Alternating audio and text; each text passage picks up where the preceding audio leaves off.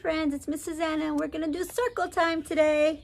So today I brought my two little friends, Mr.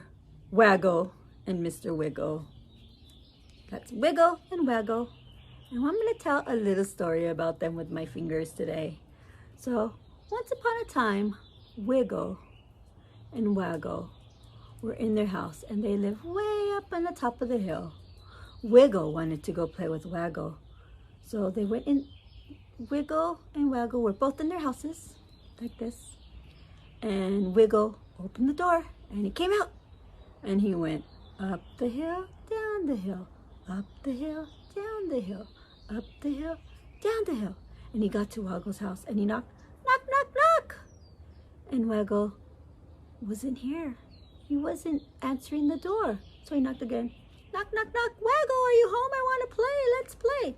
But Waggle didn't answer. He was sleeping. He was taking a nap. And so then Wiggle goes, well, I guess I'll go back home. So he went up, down the hill, up the hill, down the hill, up the hill.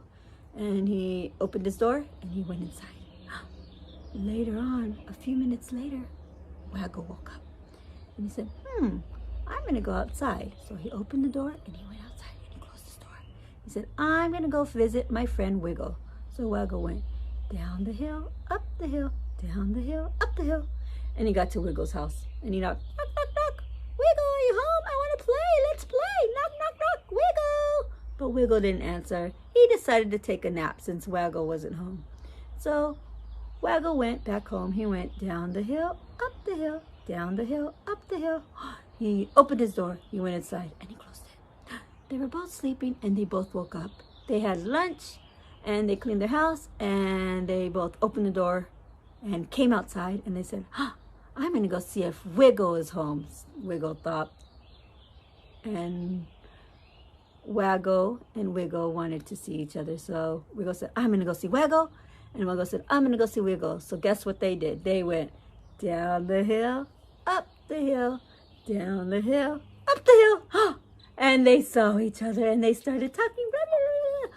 Oh, I was looking for you. I went to your house and you didn't. I was looking for you. I was taking a nap. So was I. Oh, I just had lunch. Do you want to go play? So they played and played and played and played. But then it started to get dark. So they had to go back home. So they said, I'll see you tomorrow. I'll see you tomorrow. Bye, bye. And they went down the hill, up the hill, down the hill, up the hill. They both opened their doors and went inside and went to bed because it was nighttime. The end. Now I'm going to read some stories about feelings. How are you guys feeling today? I'm a little sad because I miss all of you.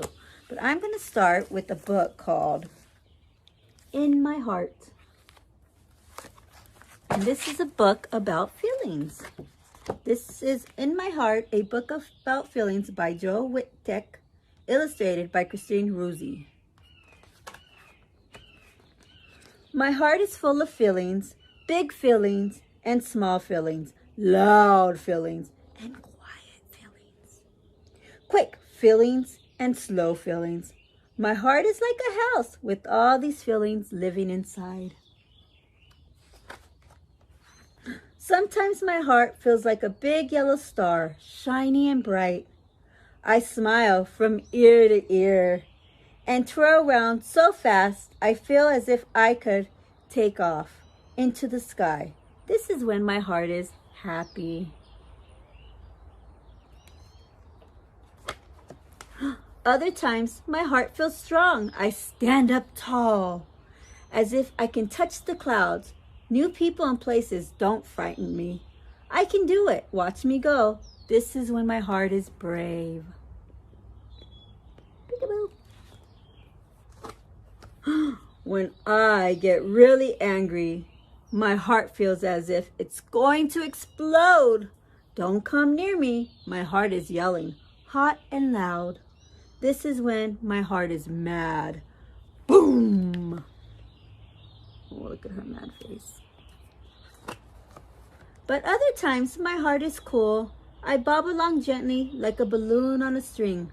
My heart feels lazy and slow, as quiet as the snowfall. This is when my heart is calm.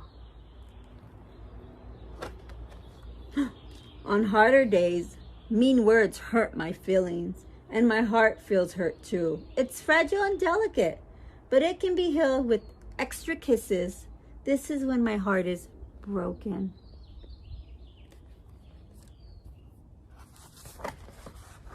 Some days my heart feels as heavy as an elephant. There's a dark cloud over my head and tears fall like rain. This is when my heart is sad. Can you guys make a sad face? That's right. But my heart doesn't stay sad. Like springtime after winter, the sun comes out again. My heart grows tall like a plant reaching towards the sky. This is when my heart is hopeful.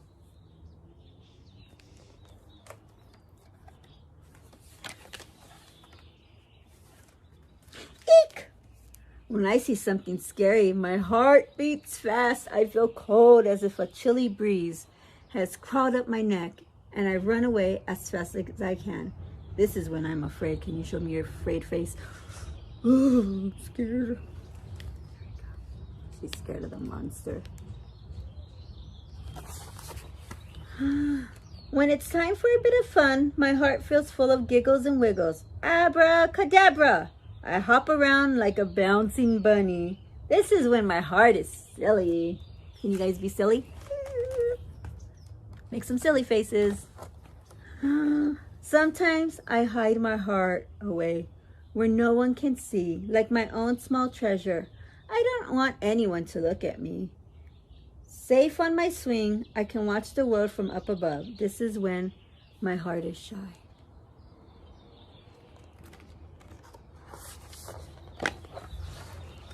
My heart can feel so many feelings, and yours can too.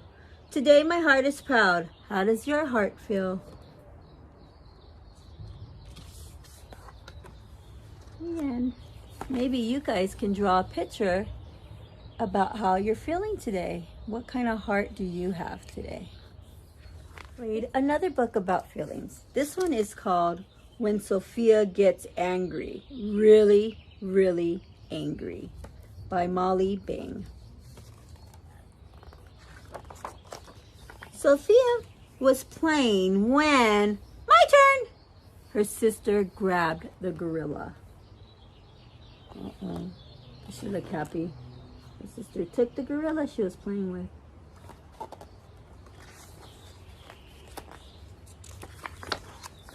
No, said Sophia. Yes, said her mother. It is her turn now, Sophia. As her sister snatched the gorilla away, Sophia fell over the truck. Uh-oh, got hurt.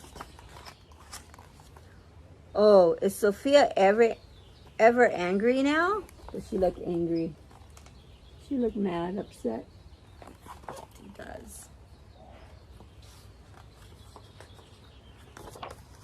She kicks, she screams, she wants to smash the world to smithereens. Look at how mad she is. She said, smash! Oh, don't hit the kitty. She roars a red, red roar. Roar. Sophia is a volcano ready to explode. And when Sophia gets angry, really, really angry,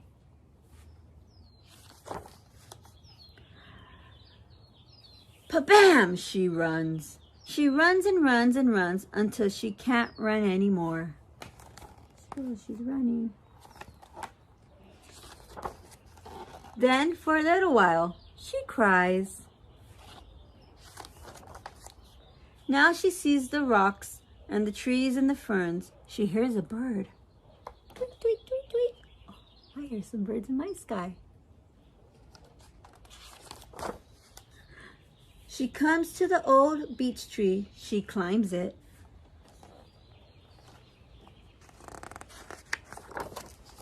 She feels the breeze blow her hair. She watches the water and the waves. The wide world comforts her. She went to her comfort spot, her quiet spot, for when she's angry, her cool out spot. Sophia feels better now. She climbs back down and heads for home. There's her home right there. I'm home. The house is warm and smells good. Everyone's glad she's home. There's her sister and her mommy and her daddy. Everything's back together again. Oh, look, they're doing a puzzle together. The whole family. And Sophia isn't angry anymore. Now she's painting a picture of all her family. Look at that. Maybe you guys can find somewhere to go when you're upset. You can find a room or a quiet area, or there's a certain place in your backyard. This is where I like to go when I'm angry. I like to sit out here because it's very calming. You can hear the birds and look at the pool and the trees blow. It's very nice out here in my backyard. All right, let's read one more story. This is another one about someone not so happy. They're having a bad day. It's called Alexander and the Terrible, Horrible, No Good, Very Bad Day by Judith Viorst.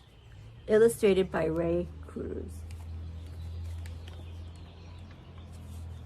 I went to sleep with gum in my mouth, and now there's gum in my hair.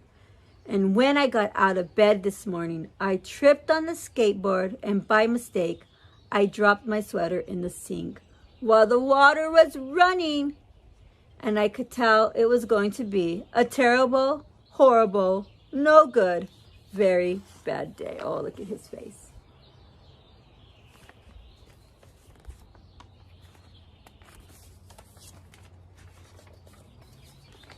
In the carpool, Mrs. Gibson let Becky have a seat by the window. Audrey and Elliot got seats by the window too. I said I was being scrunched. I said I was being smushed. I said, if I don't get a seat by the window, I'm going to be carsick. No one even answered. I could tell it was going to be a terrible, horrible, no good, very bad day.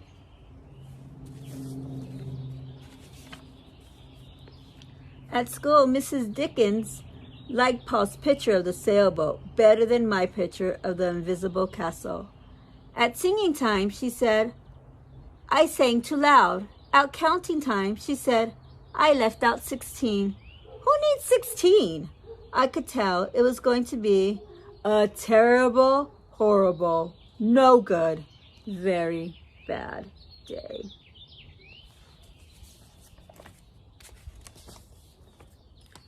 I could tell because Paul said I wasn't his best friend anymore.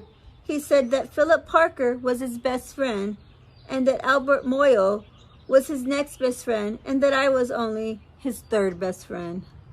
I hope you sit on a tack, I said to Paul.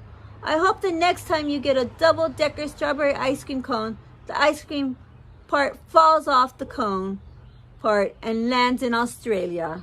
Oh, were those kind words he was using to his friends? No. Looked upset, right? There were 2 cupcakes in Phil Parker's lunch bag, and Albert got a Hershey bar with almonds, and Paul's mother gave him a piece of Jelly Roll that had little coconut sprinkles on top. Guess whose mother forgot to put in a dessert? It was a terrible, horrible, no good, very bad day.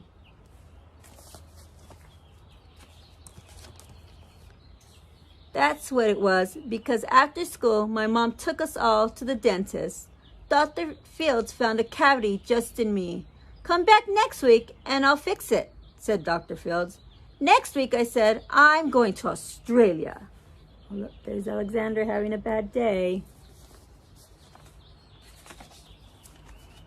On the way downstairs, the elevator door closed on my foot, and while we were waiting for my mom to go get the car, Anthony made me fall where it was muddy. And then when I started crying because of the mud, Nick said I was a crybaby. And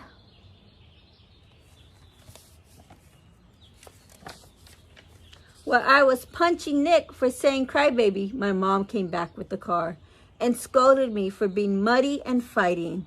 I am having a terrible, horrible, no good, very bad day. I told everyone. No one even answered. think he's feeling a little upset and sad. He has two emotions. So then, when we went to the shoe store to buy some sneakers, Anthony chose white ones with blue stripe. Nick chose red ones with white stripes. I chose blue ones with red stripes. But then the shoe man said, "We're all sold out." That made me buy plain old white ones. But they can't make me wear them.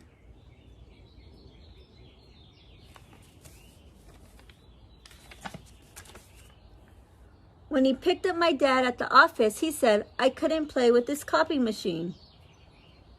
But I forgot. He also said to watch out for the books on his desk. And I was careful as could be, except for my elbow. He also said, "Don't fool around with this phone." But I think I called Australia. My dad said, "Please don't pick him up anymore." It was a terrible, horrible, no good, very bad day.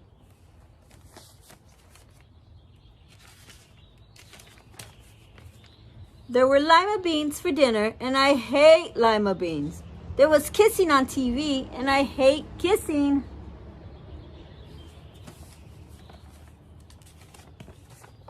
My bath was too hot. I got soap in my eyes. My marble went down the drain, and I had to wear my railroad train pajamas. I hate my railroad train pajamas.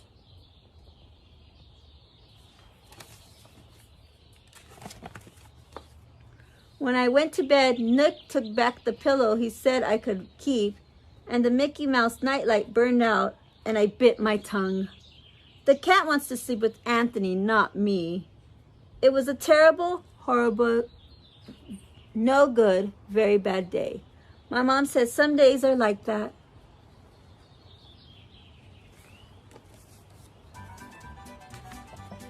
Even in Australia. The end. All right, I guess we'll see you again. I miss you. Bye.